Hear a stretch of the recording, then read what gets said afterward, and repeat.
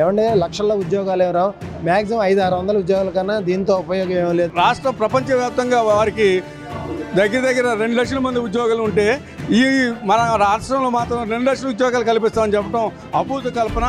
దాన్ని ప్రజలను వంచడమే. ఇదేదో పెద్ద లక్షలాది మందికి వేలాది మందికి ఏదో పెద్ద ఉపాధి రాబోతుంది, అదిగో పులి ఇదిగో తోక అన్నట్టుగా కేవలం ప్రచార ఆర్భాటం తప్ప దానివల్ల ఒరిగేది లేదు.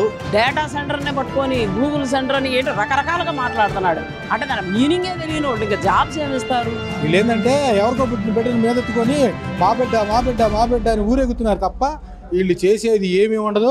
నేను డాక్టర్ అయి ఉండి కూడా కొంచెం కాస్త కొస్తో ఇంటర్నెట్లో చదువుకున్నాను. ఆ గూగుల్ డేటాపై దాదాపు వస్తే మ్యాక్సిమం ఒక 500-600 ఉద్యోగాలు వస్తాయి. వీళ్ళు 2000 కోట్ల సబ్సిడీ గవర్నమెంట్ ఇచ్చింది, దాన్ని అక్కడ పెద్ద కేంద్రంగా నెలకొల్పాను అంటున్నారు. అదంతా అదాని గారు అప్పుడు జగన్ గారి టైంలో నెలకొల్పన్న ఆ బిల్డింగ్స్నే దీన్ని షోగా చూపించి వీళ్ళు దీన్ని పబ్బం గడుపుకుంటున్నారు. డెఫినెట్గా ప్రజలందరూ గమనిస్తూనే ఉన్నారు, ఎవరు ఏం చేశారు, ఎవరు ఏం తీసుకొచ్చారు అన్నది ప్రజలకు బాగా తెలుసు. ఈ గూగుల్ డేటా అనేది లక్షల ఉద్యోగాలు అనేది రావు. ఓన్లీ నిన్న ఒక ఇంటర్వ్యూలో బీజేపీ ఎమ్మెల్యే విష్ణురాజు గారు కూడా చెప్పారు, ఆయన కూడా ఐటీ చిన్న కంపెనీలు ఉన్నాయంట. ఆయనే స్పందించి డెఫినెట్గా చెప్పాడు, ఏమంటే లక్షల్లో ఉద్యోగాలు ఏమో రావు, మ్యాక్సిమం 500-600 ఉద్యోగాల కన్నా దీంతో ఉపయోగం ఏమీ లేదని చెప్పారు. గూగుల్ అనేది గతంలో జగన్మోహన్ రెడ్డి గారు ముఖ్యమంత్రి ఉండగా అదానీ గారితో టైఅప్ అయ్యి ఈ రాష్ట్రంలో గూగుల్ని తీసుకురావడానికి ప్రయత్నం చేశారు. అయితే కొన్ని ప్రయత్నాల వల్ల రాలేకపోయింది. దాన్నే మళ్ళీ ఈరోజు గూగుల్గా పేరు మార్చి ఈరోజు రాష్ట్రంలో తీసుకురావడం జరిగింది. లోకేష్ గారు కానీ తెలుగుదేశం కూటమి ప్రభుత్వం కానీ ఈరోజు వారు చేస్తున్న ప్రచారం చెప్పుకోవచ్చు, మేము తీసుకొచ్చామని చెప్పుకొని ఎవరైనా ప్రభుత్వం తరపున చెప్పుకోవచ్చు. కానీ ఆ గూగుల్ రాష్ట్రం ప్రపంచవ్యాప్తంగా వారికి దగ్గర 2 లక్షల మంది ఉద్యోగాలు ఉంటే ఈ మన రాష్ట్రంలో మాత్రం 2 లక్షల ఉద్యోగాలు కల్పిస్తామని చెప్పడం అభూత కల్పన. దాన్ని ప్రజలను వంచడమే. ప్రజలందరూ కూడా ఈ విషయం తెలుసుకోవాలి. అక్కడ ఓన్లీ 200 మంది మాత్రమే ఉద్యోగాలు కల్పిస్తున్నారు. ఈరోజు విశాఖపట్నం గూగుల్ సంస్థ గురించి ఎట్టుందంటే పేరు గొప్ప ఊరు దెబ్బలాగా ఉంది. కేవలం ఒక 200-300 మంది ఉద్యోగులకు ఉపాధి కల్పించే ఒక డేటా సెంటర్ని ఇదేదో పెద్ద లక్షలాది మందికి వేలాది మందికి ఏదో పెద్ద ఉపాధి రాబోతుంది, అదిగో పులి ఇదిగో తోక అన్నట్టుగా కేవలం ప్రచార ఆర్భాటం తప్ప దానివల్ల ఒరిగేది లేదు.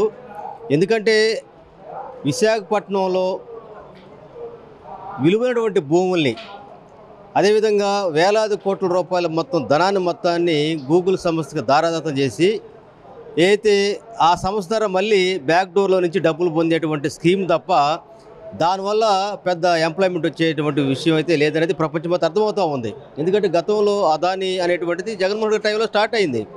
కానీ ఈరోజు ఏదో నేనే తెచ్చాను, నేనే గొప్ప అన్నట్టుగా చంద్రబాబు నాయుడు గారు ఉన్నది లేనిది ఉన్నట్టుగా చేయటంలో ఒక పెద్ద గ్లోబల్ ప్రచారం చేయడంలో టాప్ కాబట్టి చెబుతుంటుంది. దానివల్ల అంత పెద్ద అనుకున్నంత లేదనేది ఈరోజు మొత్తం సమాజం మొత్తం కూడా కూడేకి వస్తూ ఉంది. 16 నెలల పాలనలో కనీసం ఒక్క గవర్నమెంట్ జాబ్ లేకపోతే ప్రైవేట్ జాబ్ ఇచ్చిన దాఖలాలు ఉన్నాయా?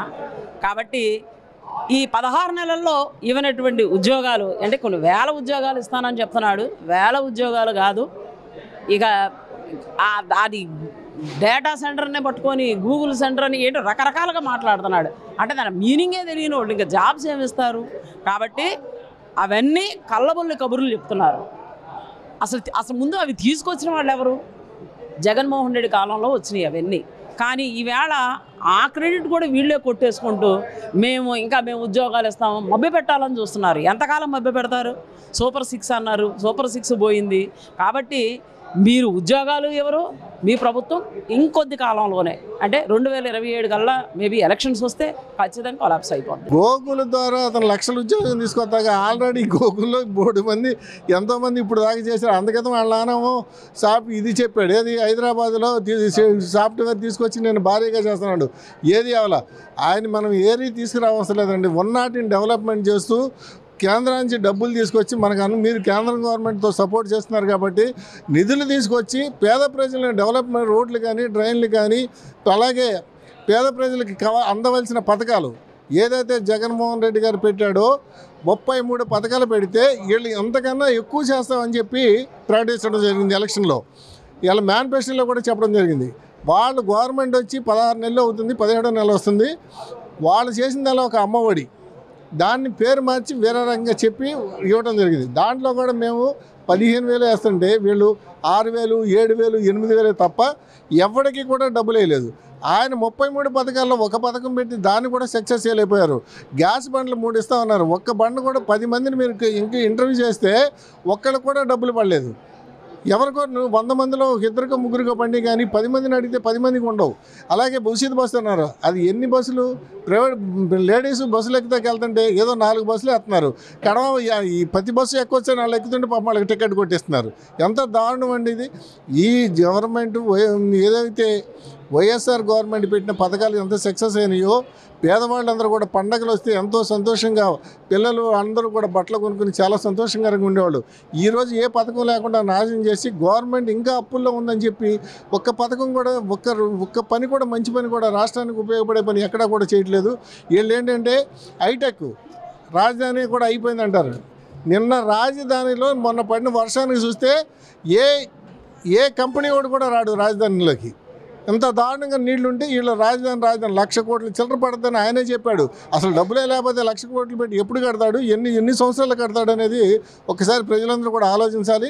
ఇవన్నీ కూడా దృష్టిలో పెట్టుకుని షో చేయటమే తప్ప మళ్ళీ జగన్మోహన్ రెడ్డి గారు వస్తే రాజధాని కడతాం, ప్రజలకు అందరికీ కూడా అన్ని పథకాలు ఇస్తాము, ఈ కాలేజీలోని పిల్లలు చదువుకుని ఎస్సీ ఎస్టీ బీసీ పిల్లలందరూ కూడా చదువుకుని మంచి డాక్టర్లు అయ్యే విధంగా సంస్థ ఎందుకు వచ్చిందనేది తెలుసు. అప్పుడు వైఎస్ రాజశేఖర రెడ్డి గారు జపాన్ వెళ్ళినప్పుడు ఆ సంప్రదింపుల్లో భాగంగా కాలానుగుణంగా కొంత లేటుగా రావడం జరిగింది. అది వైఎస్ రాజశేఖర రెడ్డి గారు ఎప్పుడైతే కియో వాళ్ళని కలిసి సంప్రదించారో అప్పుడే వాళ్ళు అక్కడ వెళ్దామనే ఉద్దేశంలోకి వచ్చారు. తర్వాత క్రమంలో ఏదైతే అప్పుడు అబద్ధాలు చెప్పి రాష్ట్రాన్ని విడిపోయిన రాష్ట్రాన్ని మేము బాగు చేస్తామని ఏదో మాయమాటలు చెప్పి అధికారంలోకి వచ్చిన చంద్రబాబు నాయుడు ఉన్న టైంలో వచ్చింది. అది చంద్రబాబు నాయుడు ఘనత ఏం కాదు. అలాగే ఇప్పుడు ఇది ఒక్క గూగుల్ సంస్థ కాదు, అదాని గూగుల్ వాళ్ళ ఇద్దరు కాంబినేషన్లో వైఎస్ జగన్మోహన్ రెడ్డి గారితో అన్ని సంప్రదింపులు అయిపోయినాయి, అంతా జరిగింది, వాళ్ళు రావడానికి సిద్ధపడ్డారు. ఇప్పుడు జరిగిన దాన్ని కప్పిపెట్టి మేమే గూగుల్ తీసుకొచ్చాం, మేమే డేటా సెంటర్ తీసుకొచ్చాం, మేమే లక్షలాది ఉద్యోగాలు తీసుకొచ్చాం. ఒక పక్క కల్తీ మద్యంతో, ఒక పక్క పెరుగుదలతో, ఒక పక్క రాష్ట్రంలో రోడ్లు లేక, ఒక పక్క సంక్షేమ పథకాలు ప్రతి ఒక్కరికి అందక ఈ పరిస్థితుల్లో ఉన్న రాష్ట్రాన్ని ఇప్పుడు గూగుల్ తీసుకొచ్చాను అని చెప్పుకొని ప్రజల్ని తప్పుదోవ పెట్టించి మభ్యపెట్టించేది తప్ప వాళ్ళు చేసింది ఏమీ లేదు. లోకేష్ గారి మాటలు మీకు మాకు తెలుసు. నాడు నేడు స్కూల్స్ ఎంత అభివృద్ధి చేస్తే ఇప్పుడు వెళ్ళి అదే స్కూల్లో కూర్చొని అదే బెంచ్ల్లో కూర్చొని వీళ్ళు కబుర్లు చెప్తున్నారు. ఇది తీవ్రంగా మేము అతని దీంట్లో రాష్ట్రాన్ని దోచుకుంటానికి ఏర్పడ్డ కూటమి కానీ బాగు చేసే కూటమి మాత్రం ఎట్టి పరిస్థితుల్లో కాదు. గూగుల్ డేటా సెంటర్ అని చెప్పి వైజాగ్లో తెస్తున్నారు. దానికి కేవలం వచ్చేది 200 ఉద్యోగాలు మాత్రమే. అదేది ఆ డేటా సెంటర్లో ఓన్లీ డేటా స్టోరేజే, దానివల్ల దానికి వచ్చేది 200 ఉద్యోగాలు. దానికి ఏదో మేమేదో ఉద్యోగాలు సృష్టిస్తున్నాం, ఇది చేస్తున్నామని చెప్పి కూటమి ప్రభుత్వం చెప్తుంది. ఇదే రకంగా పవన్ కళ్యాణ్ గారు ఉన్నారు. పవన్ కళ్యాణ్ గారు నేను ప్రశ్నిస్తానని చెప్పి ఏ విధంగా ఒక్కటి కూడా ఆయన మాట్లాడే పరిస్థితి ఈరోజు లేదు.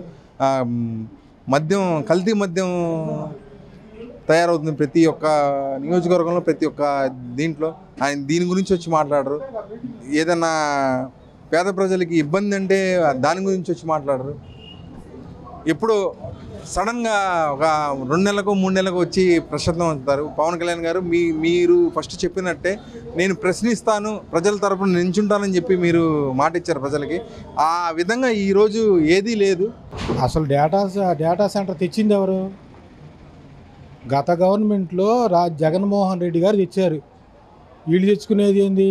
ఎవడగో పిల్లగాడి కంటే వీళ్ళు సంకల మీద భుజాన్ని ఎక్కించుకొని మాకు పుట్టాడు అని చెప్పేసి సంకలు గుద్దుకుంటున్నారు. కానీ డేటా సెంటర్ కానీ వైజాగ్లో ఒక కాంప్లెక్స్ కానీ ఇవన్నీ ఎవరు తెచ్చినాయి?